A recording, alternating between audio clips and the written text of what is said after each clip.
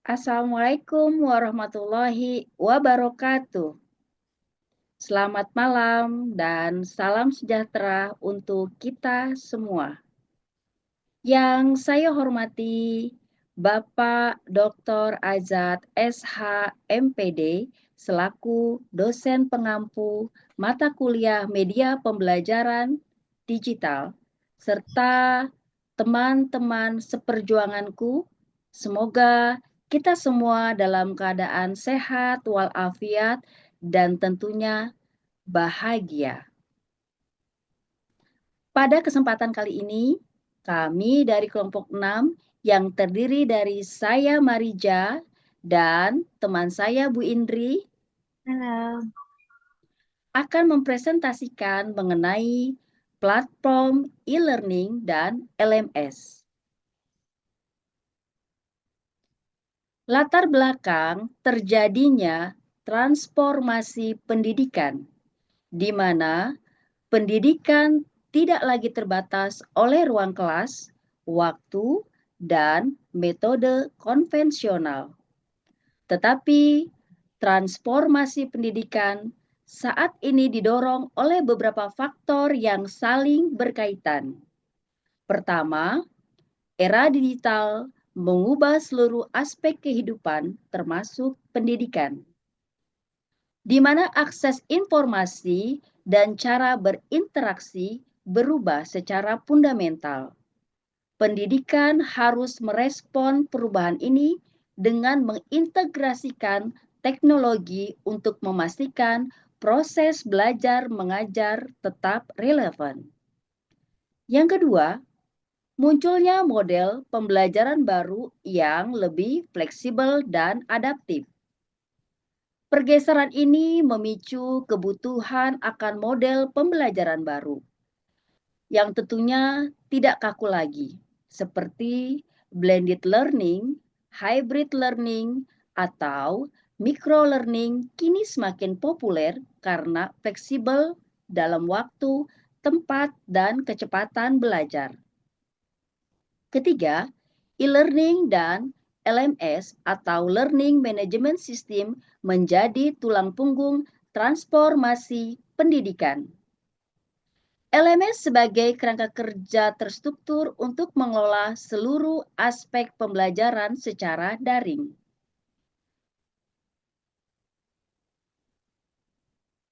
Berikut mari kita bahas mengenai apa itu e-learning dan LMS. Menurut Tony Bates, e-learning adalah penggunaan teknologi untuk menyampaikan metode pembelajaran jarak jauh dengan memanfaatkan jaringan komputer dan atau internet. Bates menekankan bahwa teknologi ini dapat memperluas akses terhadap pendidikan dan pelatihan, meningkatkan kualitas pembelajaran, serta menghilangkan hambatan waktu dan jarak dalam belajar. Dengan e-learning, siswa dapat belajar secara fleksibel tanpa harus hadir secara fisik di kelas, karena materi pembelajaran dan interaksi dapat dilakukan secara online maupun offline melalui media digital seperti CD, DVD, atau internet. LMS atau Learning Management System, sebuah platform atau aplikasi digital yang dirancang khusus untuk mengelola seluruh aspek kegiatan belajar mengajar. LMS ini berfungsi sebagai wadah untuk menyimpan materi, mendistribusikan tugas, memfasilitasi diskusi, dan melakukan penilaian secara terintegrasi dalam satu sistem. Intinya adalah LMS ini tools atau software yang menjadi tempat berkumpulnya semua elemen e-learning. Jadi dapat disimpulkan bahwa e-learning adalah metodenya atau cara belajarnya, sedangkan LMS adalah wadah atau tools yang memungkinkan metode e-learning itu berjalan dengan baik. Berikut adalah jenis-jenis dari platform e-learning dan LMS. Yang pertama adalah Moodle. Moodle merupakan platform learning management system atau LMS berbasis OneSource yang banyak dipakai di universitas atau lembaga pelatihan. Kelebihannya adalah fleksibel, bisa dikustomisasi sesuai kebutuhan, serta mendukung berbagai fitur pembelajaran daring seperti forum, kuis, dan manajemen kelas. Yang kedua, Google Classroom. Layanan gratis dari Google untuk mendukung pembelajaran, di mana Google Classroom ini terintegrasi dengan ekosistem Google seperti Google Drive, Doc, Meet, dan lain-lain sehingga memudahkan distribusi materi, pemberian tugas, serta komunikasi antara dosen dan mahasiswa. Yang ketiga, Edmodo.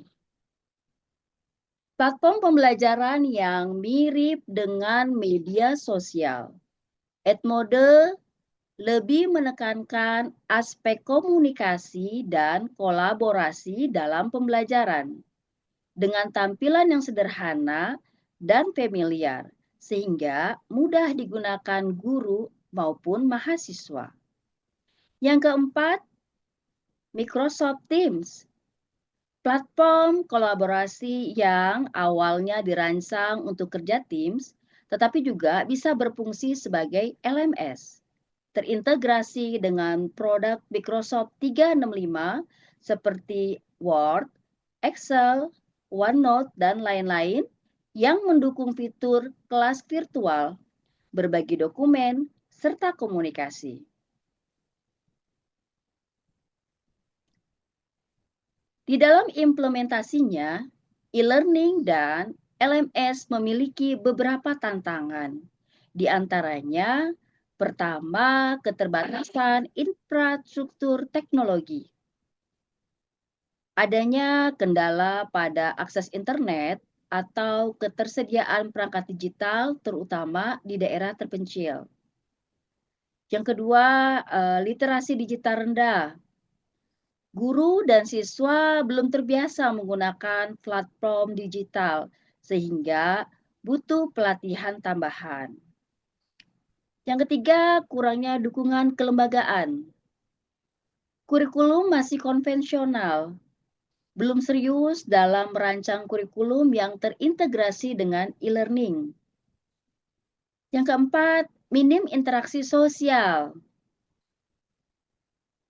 Kurangnya kedekatan emosional antara siswa dan guru.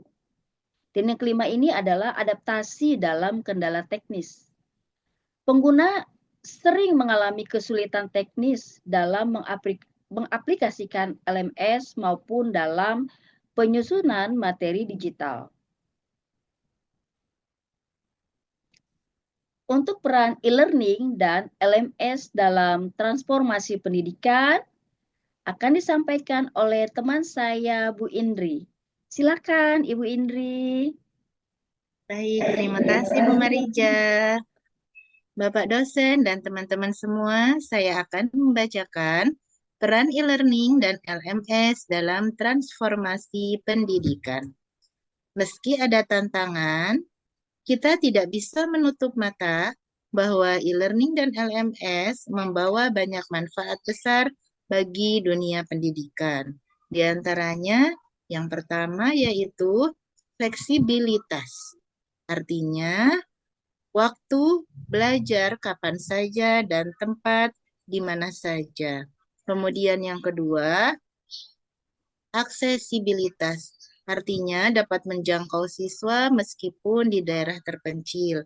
Yang ketiga, interaktivitas artinya bisa dilakukan untuk diskusi, kuis, dan forum daring. Kemudian yang keempat, efisiensi. di mana guru lebih mudah mengelola kelas dan penelitian.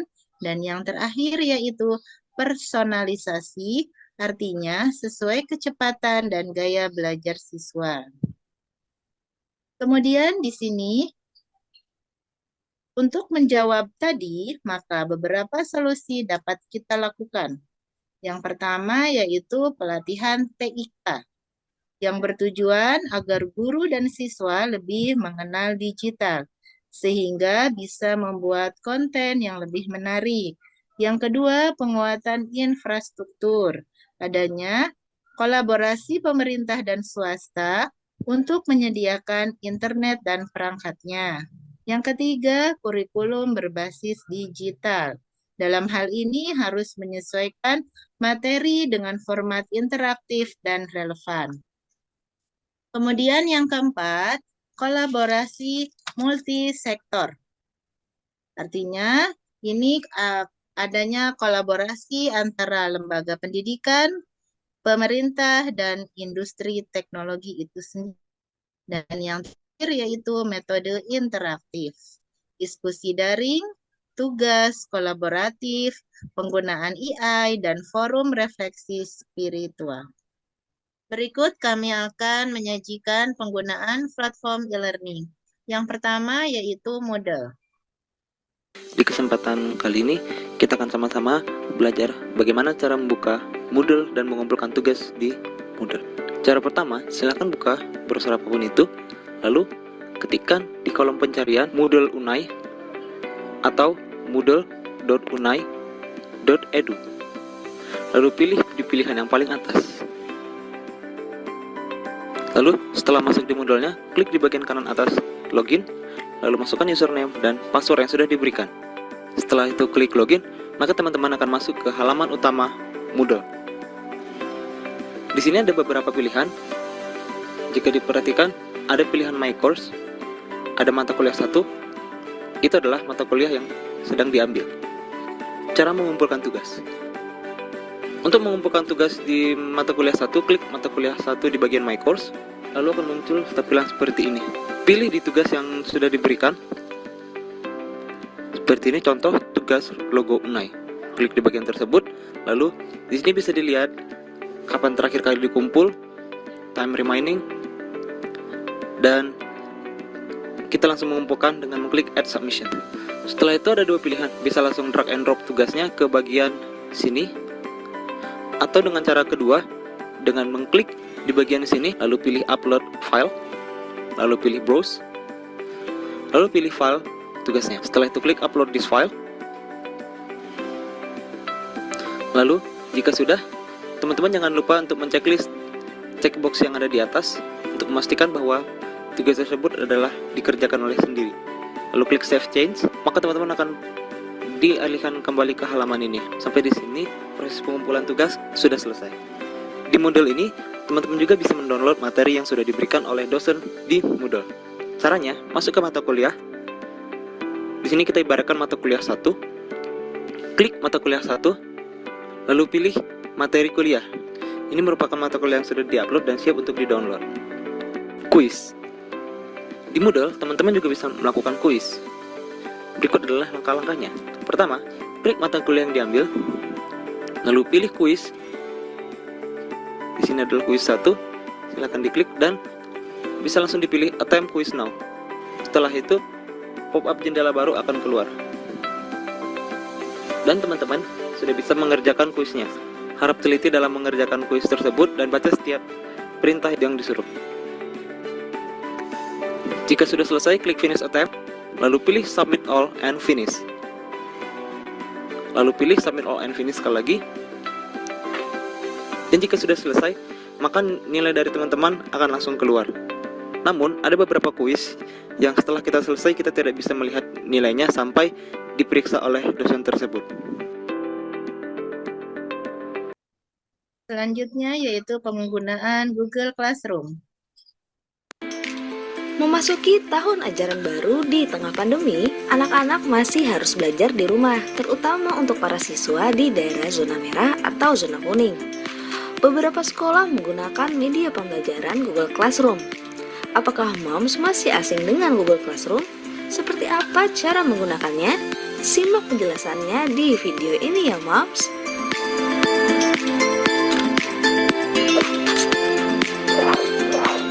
Google Classroom adalah bagian G Suite for Education, memudahkan guru dan murid menggunakan akun Google untuk saling terhubung. Biasanya guru cukup menyiapkan kelas lalu mengundang siswa atau asisten pengajar. Ada pula halaman tugas kelas, di mana guru dan murid bisa berbagi informasi, pertanyaan, dan materi. Google Classroom merupakan fitur gratis yang bisa digunakan sekolah maupun perorangan. Data penggunanya juga tidak digunakan untuk iklan. Moms bisa menggunakan Google Classroom melalui browser di perangkat komputer maupun menggunakan ponsel.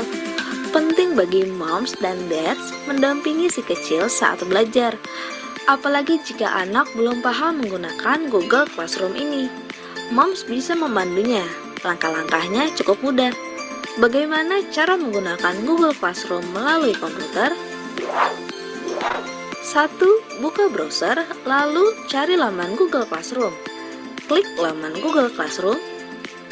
2. Gunakan akun Google untuk login menuju Google Classroom. 3.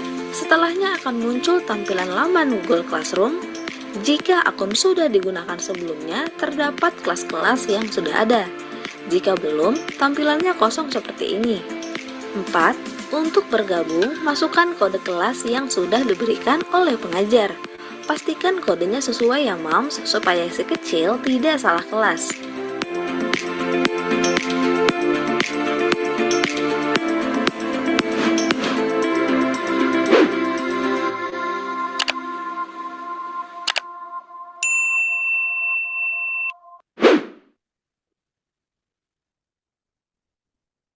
Nah, baik teman-teman, untuk Google Classroom ini sangat populer karena mudah digunakan dan dapat terhubung dengan Google Drive, Docs, serta Meet.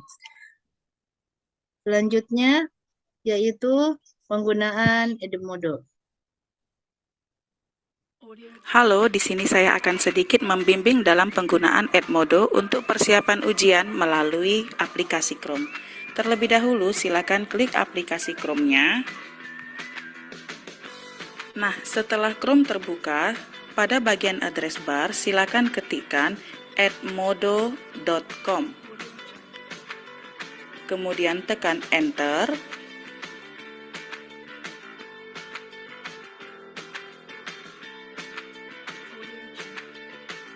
Selanjutnya kita akan masuk ke dalam tampilan desktop. Di sudut kanan atas terdapat titik 3. Silakan diklik. Kemudian cari situs desktop, klik situs desktop. Kemudian akan terbuka tampilan beranda Edmodo. Karena akun siswa masing-masing sudah didaftarkan oleh sekolah, maka siswa tinggal mengklik tombol masuk. Kemudian di bagian akun, silahkan masukkan username yang telah di-share oleh wali kelas masing-masing.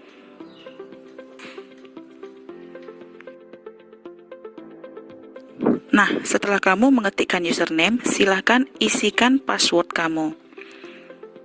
Ingat, besar kecil dari tulisan username dan password itu berpengaruh di dalam login. Selanjutnya, silahkan klik tombol masuk jika kamu yakin sudah mengetikkan username dan password dengan benar. Selanjutnya akan tampak halaman awal setelah login. Di situ terdapat bidang studi IPA dengan soal pencemaran lingkungan.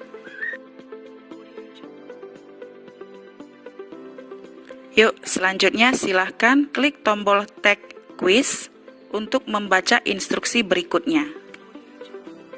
Baca instruksinya, kerjakan dengan seksama, periksa kembali sebelum submit. Kemudian pilih tombol tag quiz.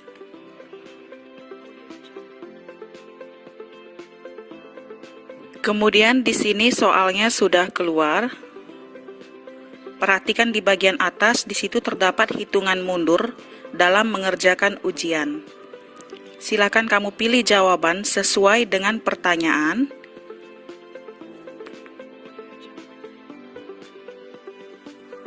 Apabila jawaban sudah dipilih, silakan klik tombol next. Isi kembali untuk pertanyaan berikutnya. Klik kembali tombol next. Begitulah selanjutnya, apabila jawaban sudah dipilih, silakan klik tombol next untuk seterusnya. Mohon perhatian, dalam pengerjaan soal, kamu tidak perlu terburu-buru. Silakan baca saja soalnya dengan baik-baik, kemudian isi jawaban dengan teliti, karena waktu yang disediakan oleh sekolah di dalam pengerjaan soal ujian mudah-mudahan akan cukup dalam pengerjaan ujian kamu. Kerjakan semua soal dan pastikan setiap soal sudah terisi jawabannya.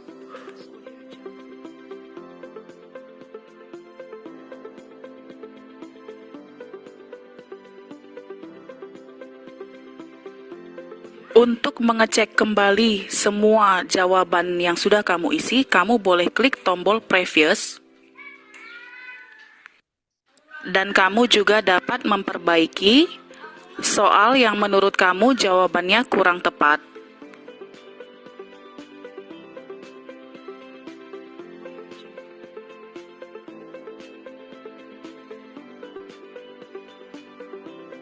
Jika semua soal sudah kamu periksa dan kamu sudah yakin, silahkan kamu klik tombol Submit untuk mengakhiri soal.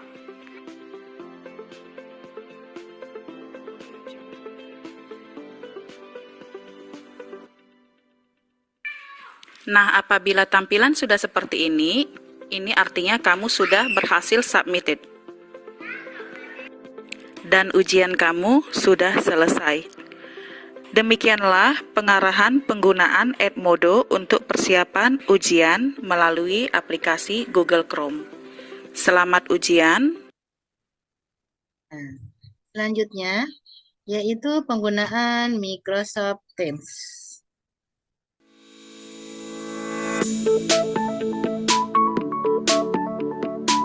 I'm logged into my Office 365 account and have been nosing around in Teams. This is pretty exciting. Every class I am teaching has a team already built and my students are enrolled as members.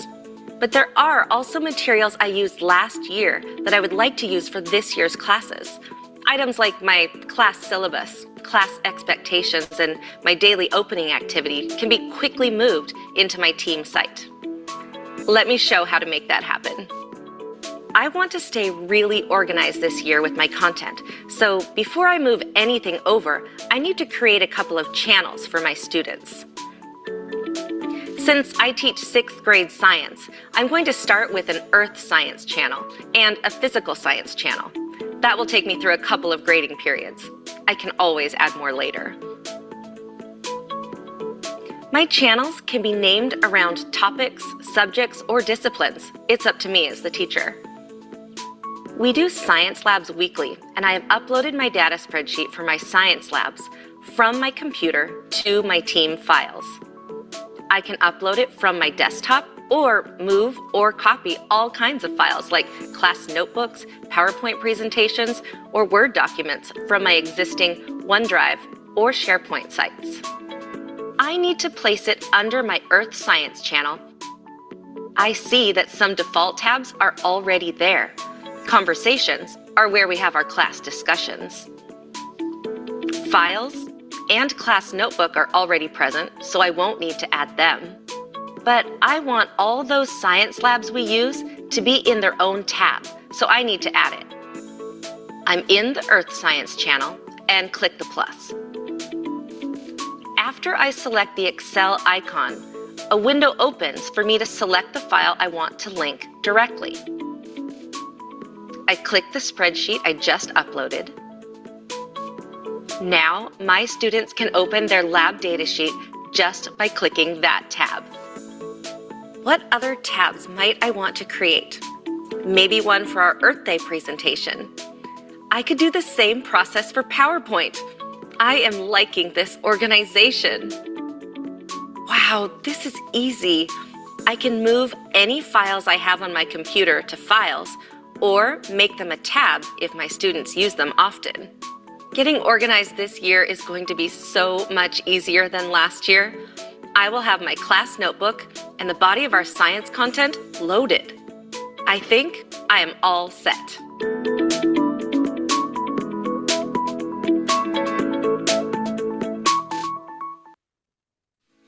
Nah, itu tadi penggunaan Microsoft Teams.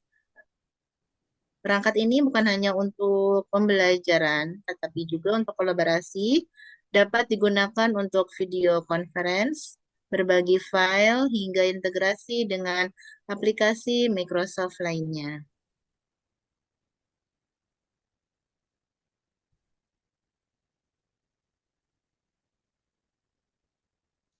Dari pembahasan tadi, maka bisa kami simpulkan bahwa e-learning dan LMS merupakan katalisator utama yang membuat pendidikan lebih terbuka dan responsif.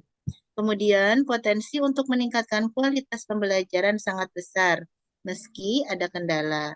Dan masa depan pendidikan bergantung pada pengembangan teknologi dan penciptaan SDM digital.